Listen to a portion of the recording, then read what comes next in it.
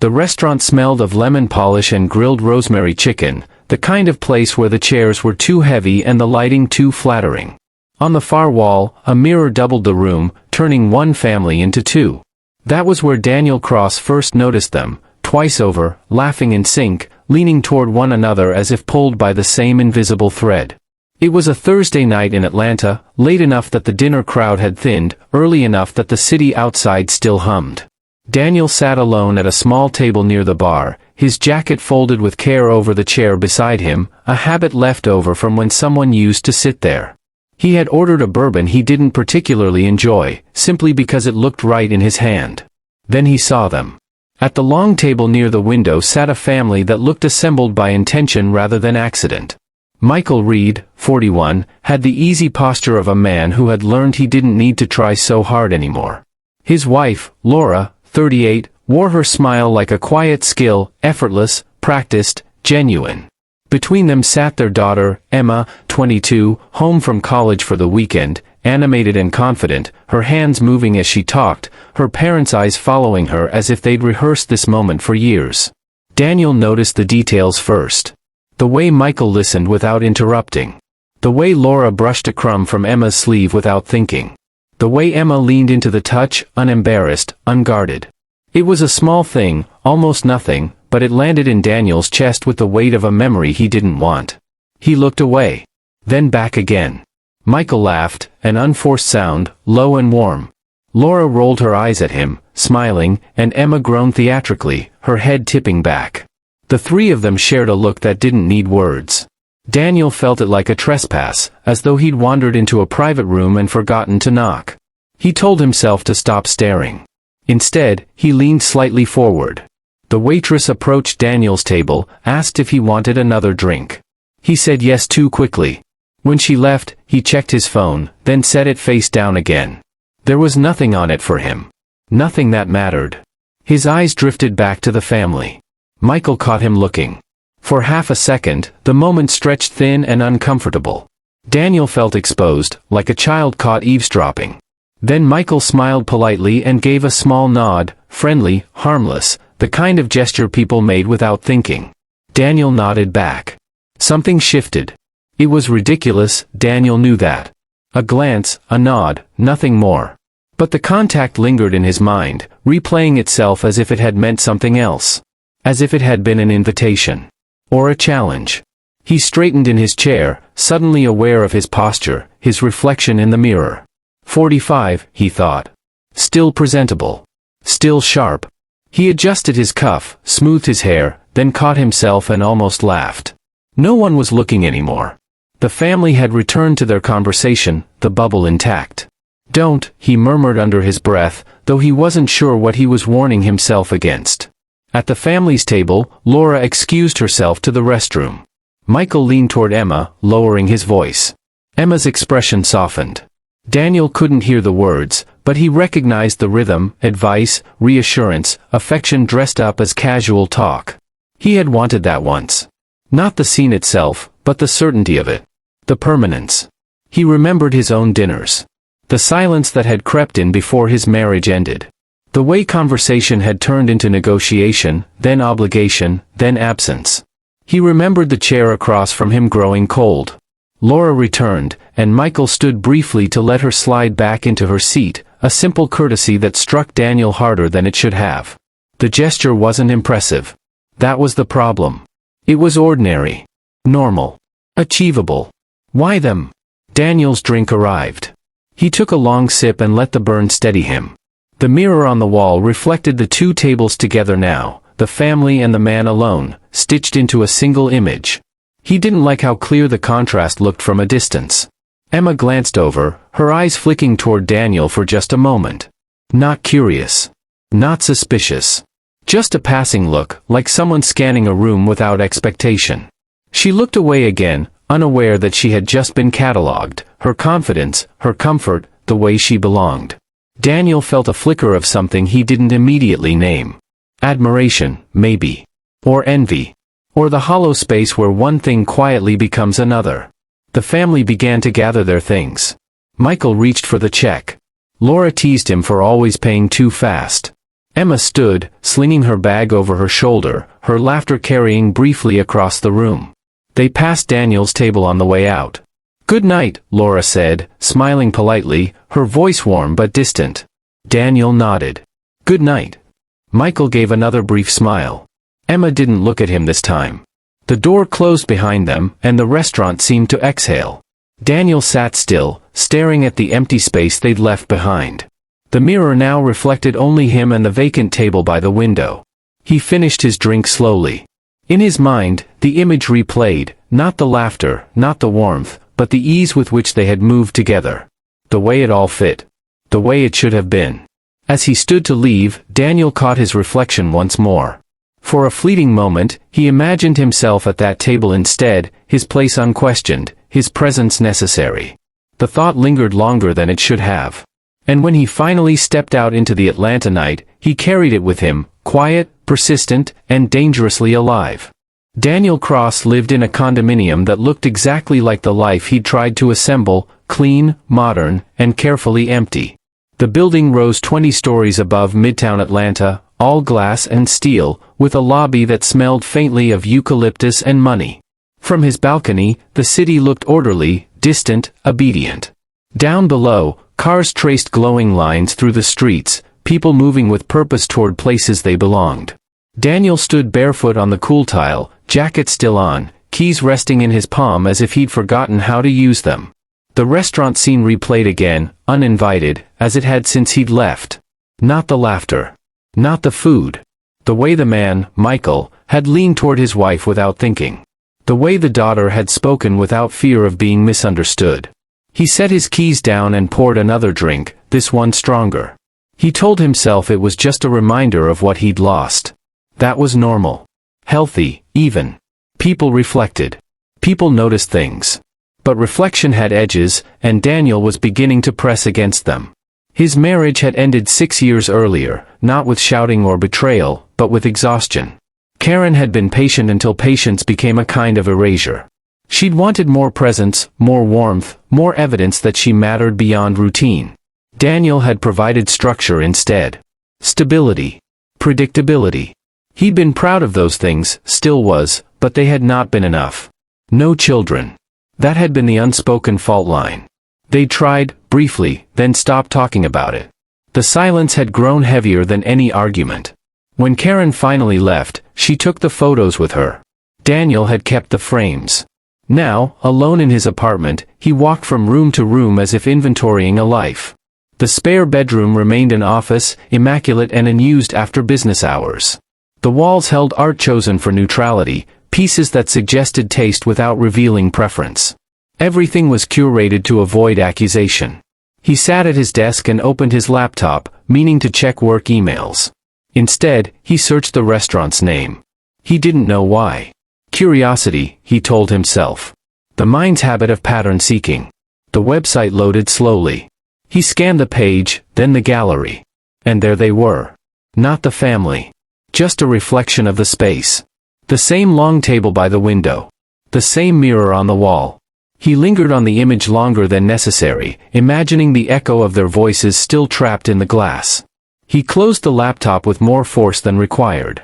The next morning, Daniel woke earlier than usual, the city still dim beyond his windows. He showered, dressed, and left for work without breakfast. At the office, he moved through meetings with mechanical efficiency, offering insights when required, nodding when appropriate. His colleagues saw a man composed and reliable, a senior project manager who never missed deadlines and rarely missed details. They did not see the way his thoughts drifted. At lunch, he found himself walking instead of eating, cutting through streets he didn't normally take.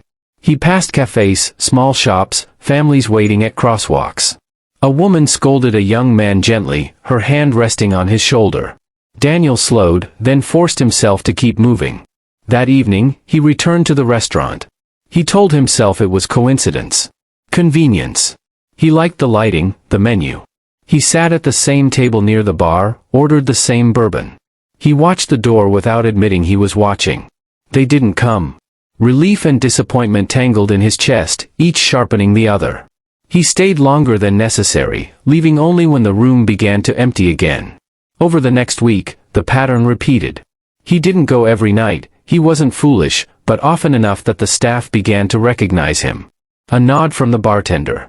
A familiar smile from the hostess. He liked that. Familiarity without demand. On the fourth visit, he saw Michael again. Alone this time. Michael sat at the bar, jacket off, sleeves rolled up, scrolling through his phone. The sight sent a jolt through Daniel, sharp and electric. This was different. The man looked smaller without his family, more accessible. Human. Daniel took the stool 2 seats away. They did not speak at first. The television above the bar murmured sports highlights neither man watched. After a while, Michael glanced over. "Long day?" Michael asked, gesturing vaguely at the half-empty glass in Daniel's hand. Daniel hesitated, then nodded. "Something like that." Michael smiled, the same easy expression from the other night. "I know the feeling." They talked about nothing important, traffic, work hours, the city's endless construction. Michael mentioned his daughter was home from college, back in town for interviews. Pride crept into his voice, subtle but unmistakable. Daniel listened carefully. Too carefully. He asked questions that sounded casual but landed precisely. Where did she go to school? What did she want to do? Michael answered without suspicion, pleased by the interest. People like to be asked about their lives. Daniel had always known that. When they parted, Michael clapped Daniel lightly on the shoulder. Good talking to you. Maybe I'll see you around. Maybe, Daniel said. He watched Michael leave, the door closing softly behind him. Later that night, alone again, Daniel stood at his window and looked down at the city. Somewhere out there was a family that moved through life with ease, unaware of the quiet attention they had drawn. Daniel told himself he was only observing, learning, understanding what he had missed. But observation, like envy, was never satisfied by distance alone. And somewhere between the watching and the wanting, something inside him began to shift, slowly, deliberately, toward a line he had not yet admitted existed. Daniel did not plan his next meeting with Michael Reed. That was the story he told himself, and for a while, it felt convincing enough to believe. Atlanta was a large city, but it had a way of folding in on itself, of shrinking into familiar streets and repeating faces if you lingered long enough. Chance, after all, favored those who stayed nearby. Their second encounter happened on a Saturday morning at a neighborhood cafe not far from the restaurant. Daniel had arrived early, ordered black coffee, and chosen a seat near the window. He told himself he liked the light there. He liked the way it softened the room. Michael walked in 10 minutes later. This time, Laura was with him. She looked different in daylight, less polished, more real. Her hair was pulled back loosely, a few strands escaping near her temples.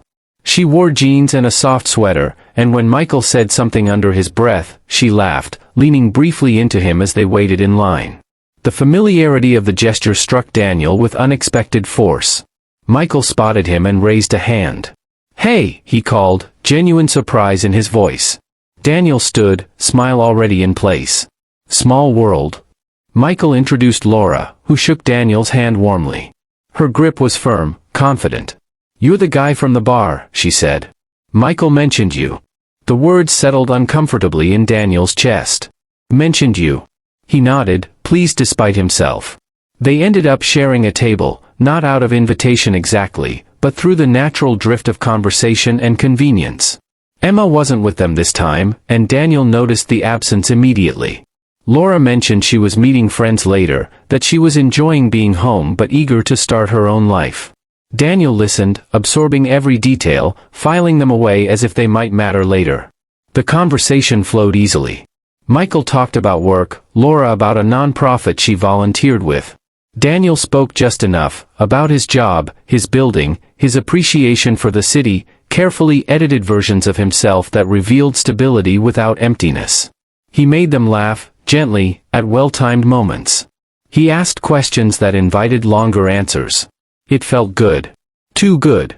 When they stood to leave, Laura smiled at him again.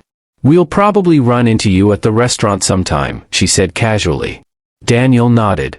"I'd like that." And he meant it more than he should have. From there, the connections multiplied in small, reasonable ways. Another chance meeting near the restaurant. A brief conversation in the parking lot. A shared drink at the bar when Michael was waiting for Laura to finish a meeting. Each interaction built upon the last, creating a sense of familiarity that felt earned, organic. Daniel learned their routines without appearing to study them. He knew which nights Michael worked late, which afternoons Laura volunteered, when Emma liked to meet friends. None of it seemed intrusive. They told him these things freely, unaware of the way he held on to the information, turning it over in his mind like pieces of a puzzle. He became useful. When Michael mentioned needing help with a presentation, Daniel offered a suggestion that saved him hours. When Laura complained about a fundraiser falling short, Daniel connected her with a contact from his firm who specialized in corporate sponsorships. Each favor was small, thoughtful, timely. Trust followed naturally. Emma returned to the picture slowly. She met Daniel at the restaurant one evening, then again at a family birthday dinner. She was polite but reserved at first, her smiles careful, her questions surface level. Daniel noticed. He respected it, or pretended to. Over time, her guard softened. He praised her ambition without condescension, listened when she talked about interviews and anxieties, offered perspective without advice. He positioned himself as someone safe, someone outside the parental dynamic, someone who saw her as capable rather than protected. It was a subtle shift, and it worked. Daniel told himself he was simply fitting in. That he enjoyed their company. That it felt good to be included again, to sit at a table where laughter wasn't forced and silence wasn't heavy. He ignored the way he adjusted his schedule to match theirs, or how disappointment settled in when plans changed without him. He began to notice the unspoken tensions beneath the family's smooth surface. Laura's smile tightened when Michael talked too long about work. Michael grew quiet when Laura mentioned Emma's independence. Emma rolled her eyes when her parents disagreed, then smoothed things over with practiced ease. Daniel noticed everything. One evening, after too many glasses of wine, Laura confided in him while Michael stepped away to take a call. "Sometimes I worry we're just good at pretending," she said softly, her voice barely carrying over the music. "You know, making it look easy." Daniel leaned in slightly, his expression understanding. "Most things that look easy aren't." She smiled at that, relief flickering across her face. She didn't realize how carefully he had chosen the words. Later, alone in his apartment, Daniel replayed the night in fragments. Laura's trust. Emma's laughter.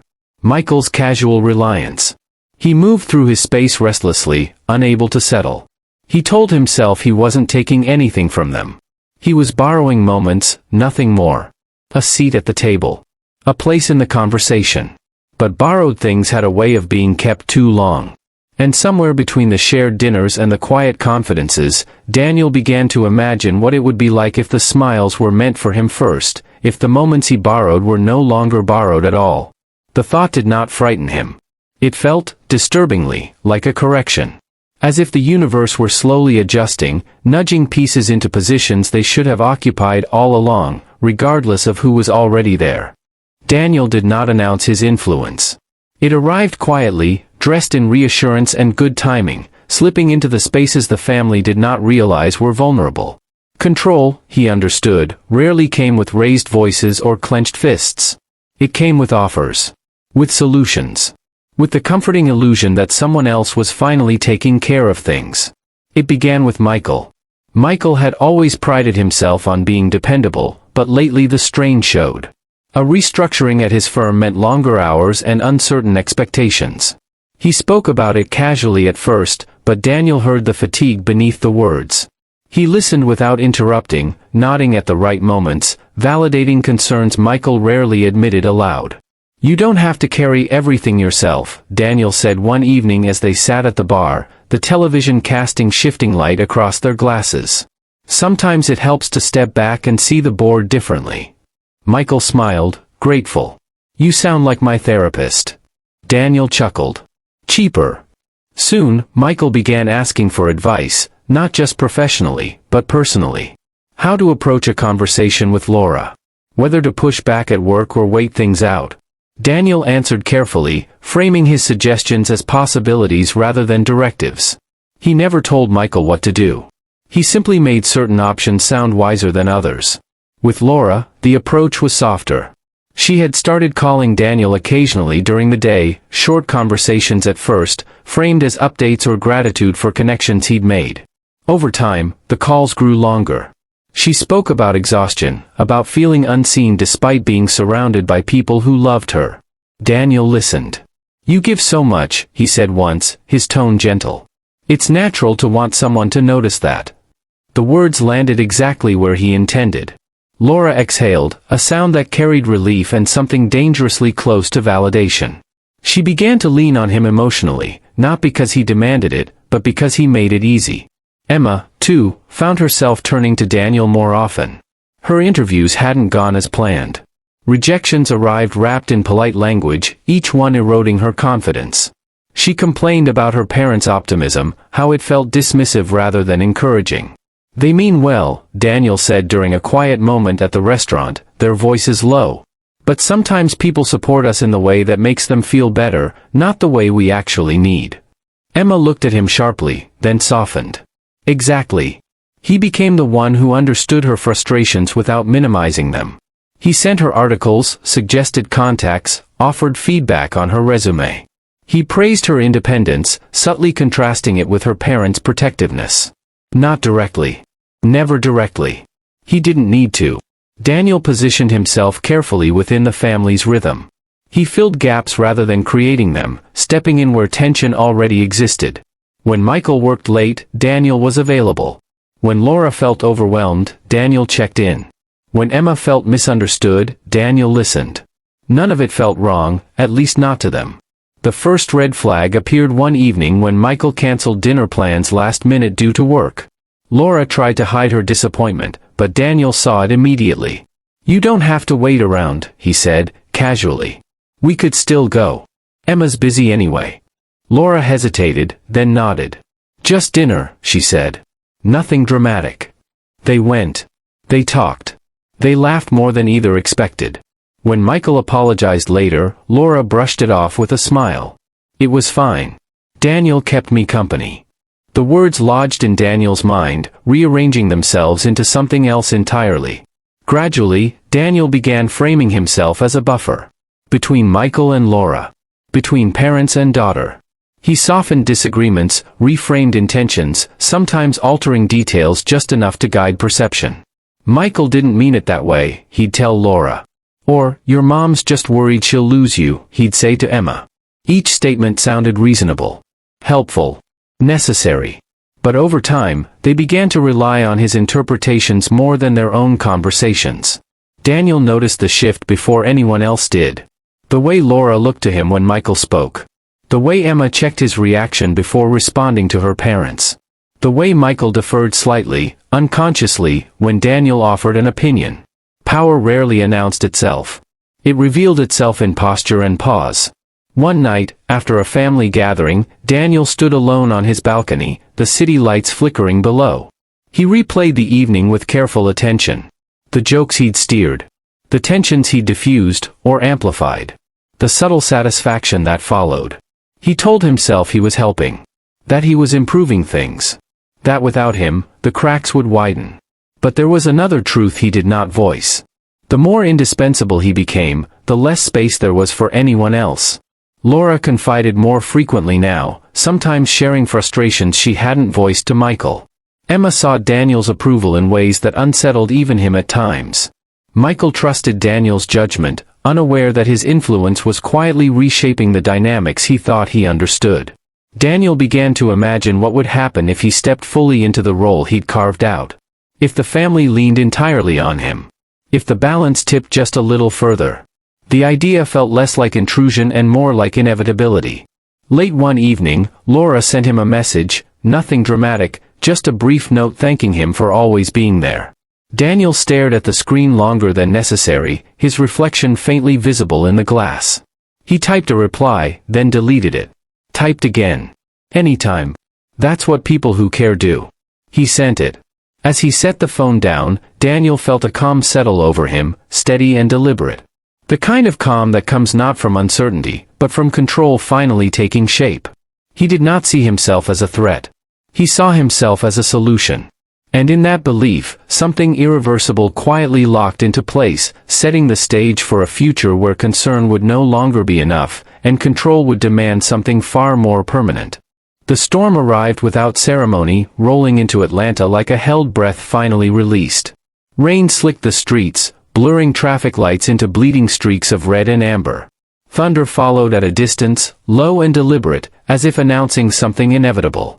Daniel welcomed the weather. It made things quieter. Less visible. He had not planned this night in the way people imagined plans, no checklist, no rehearsed speeches, but the conditions aligned too cleanly to ignore. Michael was out of town on business, a last-minute trip that had come with irritation and apology. Emma was staying with friends after a long evening out. The house would be Laura's alone. Daniel knew because she told him. Her message came just after 9. Power flickered. Michael's gone. Storm's awful. Hate being alone during weather like this. He stared at the screen, heart steady, mind clear. Do you want company? He typed, then paused. He deleted it. Instead, I'm nearby if you need anything. The reply came quickly. Maybe just a drink. I could use the distraction. Daniel put on his jacket. He arrived with a bottle of wine Laura liked. He had remembered the label, the year, the offhand comment she'd made weeks earlier. She smiled when she saw it, relief softening her features as she stepped aside to let him in.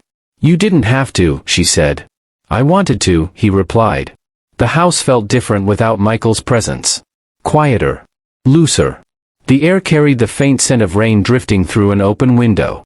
Thunder cracked overhead, close enough to rattle the glass.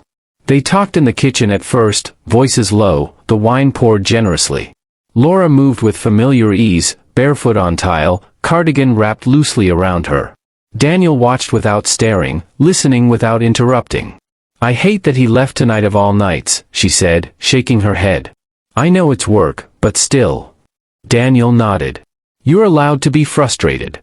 She looked at him, surprised. Everyone always tells me to be understanding. Understanding doesn't mean ignoring how you feel. The words settled between them, heavier than either acknowledged. The storm intensified. Lights flickered once, then steadied. Laura laughed nervously.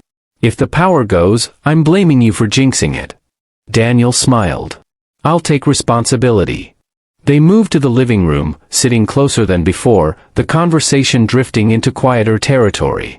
Laura spoke about Emma's distance, about Michael's absence even when he was home.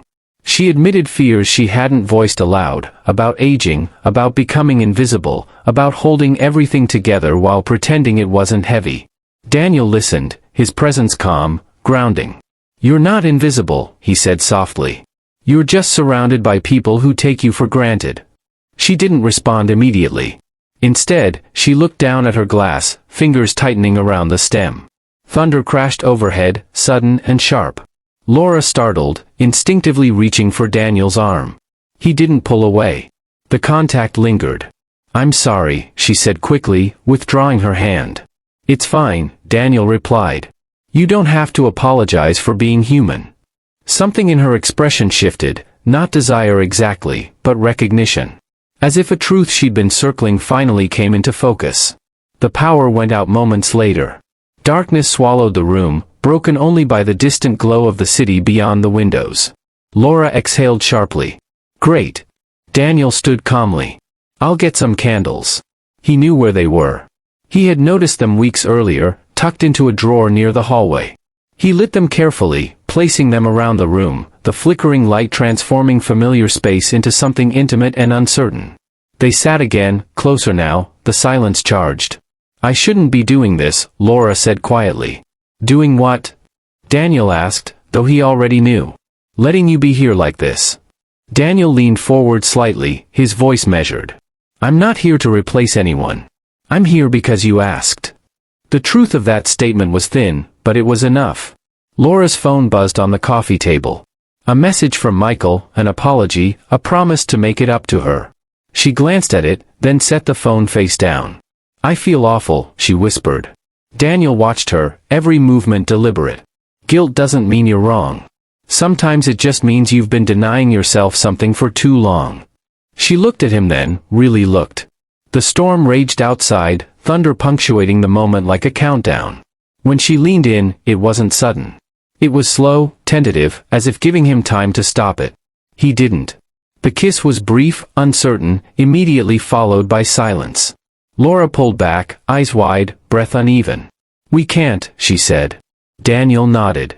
Then we won't. But the line had already been crossed, not in the act itself, but in what it revealed. The realization that something fragile had been disturbed, that the balance he'd carefully shaped was now tipping under its own weight. They sat apart after that, the mood fractured. Laura apologized again. Daniel reassured her. He left soon after, offering space, understanding. But as he stepped back into the storm, rain soaking his jacket, Daniel felt something else entirely. Not regret. Confirmation. Because now he knew what he was capable of inspiring. What the family was capable of losing. And how easily the right pressure, applied at the right moment, could fracture something that once seemed unbreakable. Behind him, the house stood dark and quiet. Ahead of him, the night stretched open, wide enough for consequences, and for decisions that would no longer be undone. The day after the storm, Atlanta's streets gleamed wet and bright, the sunlight bouncing off puddles like shards of glass. Daniel walked slowly, sipping coffee, letting the city's pulse merge with his own. The events of the previous night had shifted something inside him, but it was not recklessness. It was clarity. Control, he realized, was never about forcing the world. It was about knowing it, guiding it, exploiting its hidden weaknesses. Laura's silence in the morning had been polite but tense. She hadn't texted, hadn't called. Daniel felt it, but he did not panic. He understood restraint, it was part of the dance now. The first cracks appeared later that week, unexpectedly. Daniel had accompanied Laura to a casual brunch with a friend, intending to be unobtrusive. Yet the conversation drifted, and Laura's friend, a sharp-eyed woman named Jenna, spoke too freely. "You know," Jenna said, stirring her tea, "Michael's been so difficult lately.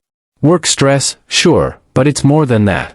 He's been distant, controlling even, and Laura, you've had to manage everything." Laura laughed nervously, brushing it off. "He's just busy."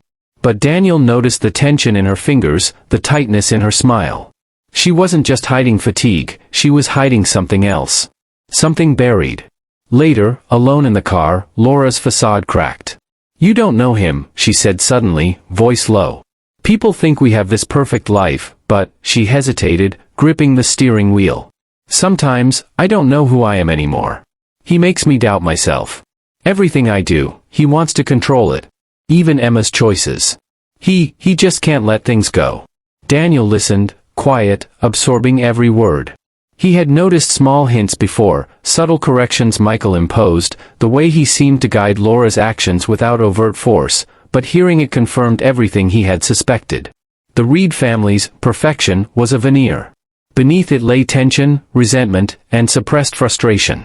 For Daniel, the revelation was intoxicating. The cracks he had been nudging, the small manipulations, were now more potent than ever. If perfection had been a wall, he had discovered the fissures beneath it. And with fissures came leverage. He began to observe more meticulously. Emails left open on the kitchen counter, voicemail tones that betrayed impatience, the subtle sighs exchanged at family dinners. Michael's casual authority over Laura and Emma was not as absolute as it seemed, it relied on compliance, the same compliance Daniel now understood he could exploit. Daniel's subtle interventions became more calculated. He offered suggestions to Laura that played on her insecurities, small, almost imperceptible nudges. "Maybe Michael doesn't understand your efforts because he's too focused on work," he would say, voice casual.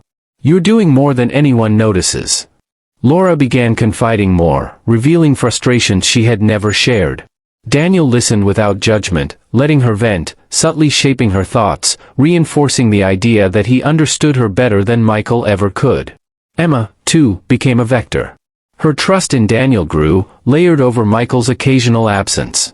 She called him when she felt unseen, and Daniel offered guidance carefully tailored to distance her from her father's influence, planting seeds of doubt disguised as insight. Even Michael himself became unknowingly malleable.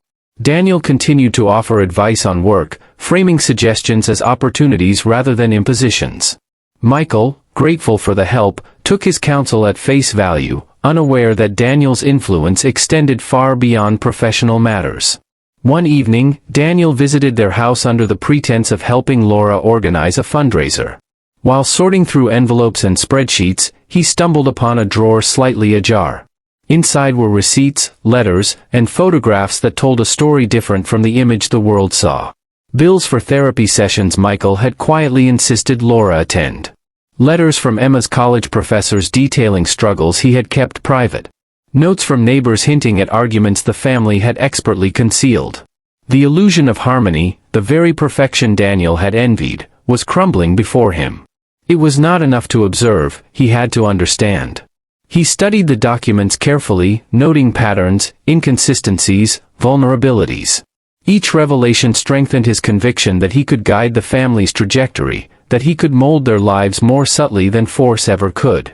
By the end of the night, Daniel left the house carrying a small notebook he had taken without thought, a record of observations, not for mischief, but for mastery. The storm from the previous night had been a catalyst, now, knowledge became his tool. Driving back to his apartment, Daniel imagined how Michael's absence, Laura's trust, and Emma's reliance could converge. The cracks beneath the veneer were deep, but invisible to those not looking. He saw how they could be widened, how dependence could shift, how influence could become necessity. And then he smiled, quietly, without malice but with deliberate purpose. Perfection, Daniel realized, had never been the enemy. Ignorance of imperfection had been. He had discovered not only that the reeds were vulnerable, but that he was the only one aware of it. And with awareness came power, quiet, patient, and dangerously persuasive.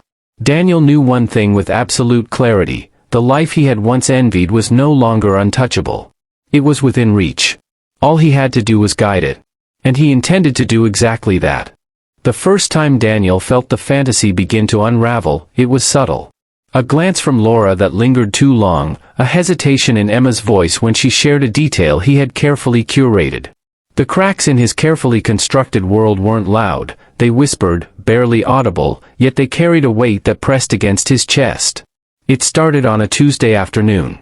Daniel had arranged a casual lunch with Laura at the same cafe they had frequented before, subtly guiding the conversation toward her frustrations with Michael.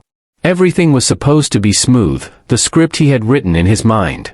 But Laura seemed distracted, her eyes flicking to her phone more than usual. "Michael," he called again, she said finally, her voice clipped. "He's worried about the fundraiser. He wants to know why I've been doing things differently." Daniel nodded, internalizing her words. "It's because you're doing it your way," he said gently. "Which is better than just following someone else's plan." She hesitated. "I know, but I think he's starting to notice you've been helping more than he realizes." Daniel froze just for a fraction of a second. Not panic, just awareness. The idea that Michael might be observing, questioning, watching, introduced a complication he had not fully anticipated. And then came Emma.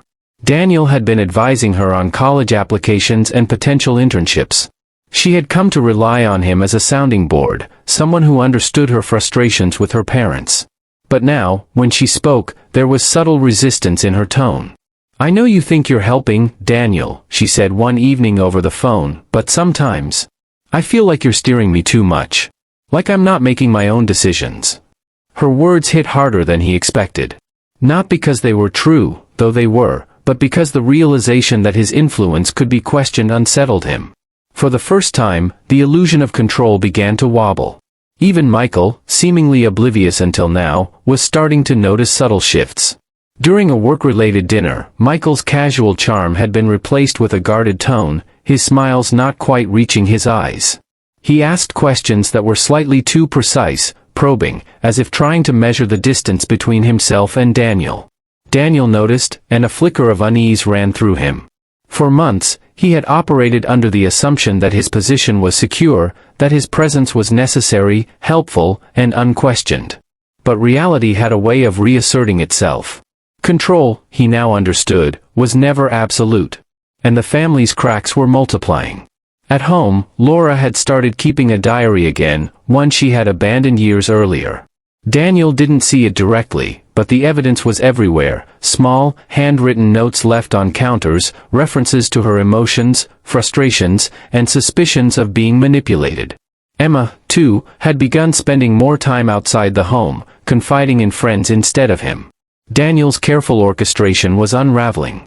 Moments he had assumed were victories, the trust he had built, the emotional dependence he had cultivated, were no longer guaranteed. Every gesture now had to be weighed. Every word measured. He began noticing his own mistakes. A suggestion phrased too strongly. A comment remembered incorrectly. The smallest misstep could tip the fragile balance he had spent months constructing. Daniel tried to recalibrate. He adjusted his approach with Laura, softening his advice, leaving space for her independence. With Emma, he gave the illusion of choice while subtly guiding her decisions. But each intervention required more thought, more energy, and more subtlety. The effort was exhausting. Then came the confrontation. It was subtle at first, a quiet accusation, buried in a casual conversation.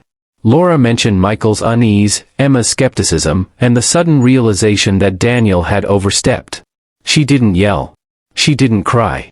She simply stated facts, exposing what he had carefully hidden, that his influence was being questioned, that the trust he relied on was fragile. For a moment, Daniel felt something unfamiliar, vulnerability. The house, which had once felt like an extension of his control, suddenly seemed like a labyrinth where each corner might hide exposure, resistance, or betrayal. The tension reached a tipping point during a family dinner. Michael returned unexpectedly early from his trip. He noticed small shifts immediately, Laura's gaze lingering on Daniel, Emma's polite but distant tone, subtle discrepancies in the narrative of recent events. "Daniel," Michael said, his voice calm but sharp, "can we talk for a moment?" The conversation that followed was measured. No accusations, no raised voices, just questions, probing and deliberate. Daniel responded carefully, hiding the panic that pricked at the edges of his mind. He realized, for the first time, that he could be discovered, that his carefully woven web might unravel completely. By the end of the evening, the family's dynamics had shifted. Daniel still held influence, but it was no longer absolute. Small cracks had widened, subtle yet dangerous. Every move he made now required extreme caution. As he drove home that night, rain starting again, Daniel's thoughts churned. The dream he had constructed, the life he thought he could claim, was no longer secure. Control was fleeting. Trust could be questioned. And the consequences of exposure were beginning to loom. Yet, even in the midst of this uncertainty, Daniel felt a flicker of determination. The cracks were not failure, they were opportunity. Awareness of imperfection, he realized, was not the end, it was the beginning of a new strategy. The perfect life, once borrowed, was fragile. But Daniel intended to keep it, no matter what it cost. Even if the cracks in the dream threatened to swallow him whole. By the time the events reached their inevitable conclusion, Daniel Cross had spent months carefully shaping a world that wasn't his, influencing lives that had never asked for his interference. Atlanta had become both his playground and his trap, a city of shadows in which he had walked confidently, until the mirror of reality reflected back a truth he could no longer ignore. It began with a phone call late on a Friday evening. Daniel's apartment was quiet, the rain tapping against the windows with the familiar rhythm he had once found comforting. The voice on the line was tense, urgent. "Laura." "Daniel." "Michael knows," she whispered, almost afraid to be heard. Daniel froze, clutching the receiver as if its stability might anchor him. "Knows what?" he asked, voice steady though his chest pounded. "That you've, influencing things. Guiding decisions, Emma, me, everything." He figured it out. The words struck him like a blow. Not anger, not fear, just an undeniable clarity. His carefully constructed web was unraveling, and the cost would be higher than he had anticipated. Michael had been watching, quietly, observing the nuances, reading the subtext. Daniel had underestimated him. Trust, once so easily manipulated, had its limits. And the reeds, with all their hidden tensions, still had lines he could not cross without consequence. Daniel's mind raced, cataloging options, imagining escape routes. But he realized this wasn't a battle of physical confrontation. This was a reckoning of influence, perception, and truth. He arrived at their home that evening under the guise of casual concern. The storm that had once hidden his boldness had passed, leaving a clear sky, cold and unforgiving. Laura greeted him at the door, her expression taut, her eyes bright with fear and disappointment. "We need to talk," she said, guiding him into the living room. Michael was there, standing rigidly, his posture composed but his eyes sharp. The tension in the room was suffocating, the years of subtle manipulation condensed into a single, weighty moment. "You crossed a line, Daniel," Michael said, voice calm but firm. "This isn't about help anymore. This is about control, and it's not acceptable." Daniel opened his mouth, searching for a way to justify his actions, to frame them as concern or assistance. But no argument, no reasoning, could erase months of careful encroachment. Laura stepped closer to Michael, protective and determined.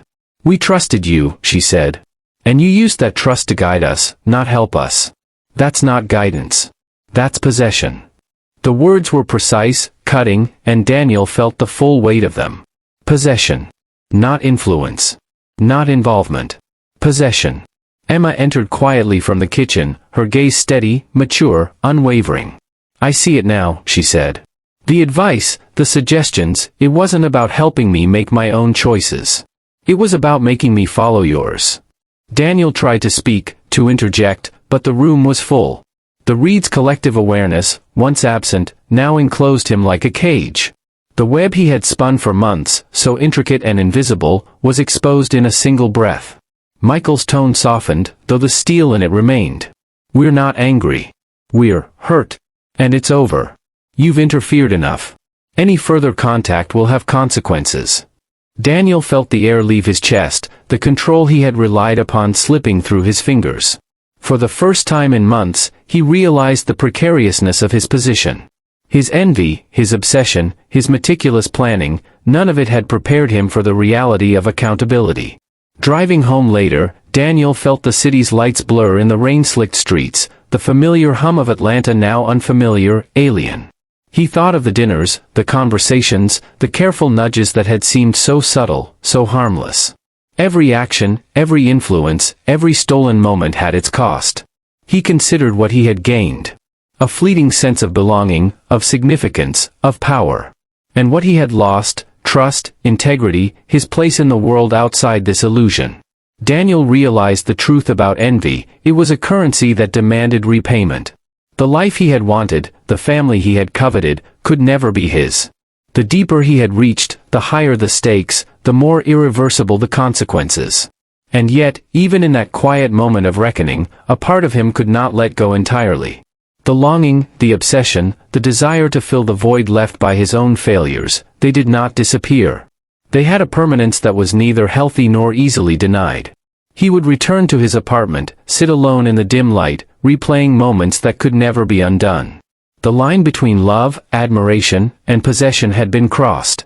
The illusion of control had shattered, leaving only a hollow reminder of what he had risked and lost. Daniel knew he would never forget the faces, the smiles, the unguarded moments he had borrowed. But he also knew he would never step into that space again, not with the Reeds. The cost had been too high, the risk too real. Envy, he understood now, was not just a feeling, it was a decision. And every decision demanded accountability. As he looked out over the city, lights shimmering in puddles and reflecting the night sky, Daniel felt a strange mixture of relief and despair. Relief that the confrontation had ended without violence, without complete catastrophe. Despair for the irreversible damage his obsession had caused, not just to them, but to himself. The life he had wanted, the family he had coveted, remained theirs. The illusion of perfection, cracks and all, was intact in their hands. Daniel's role had been exposed, his influence revoked, and with it, the fantasy that had driven him. In the quiet that followed, he understood the final, unchangeable truth: desire alone cannot create reality. Control is fragile. Trust is sacred. And envy, no matter how cleverly managed, always comes with a price. Daniel turned from the window, the night finally still, and sat in silence, the weight of what he had done settling around him like the shadow of a storm long past. The cost of envy, he realized, is not in what you take. It is in what you destroy, sometimes without even meaning to. And Daniel Cross, for all his planning, all his desire, had destroyed far more than he had ever intended.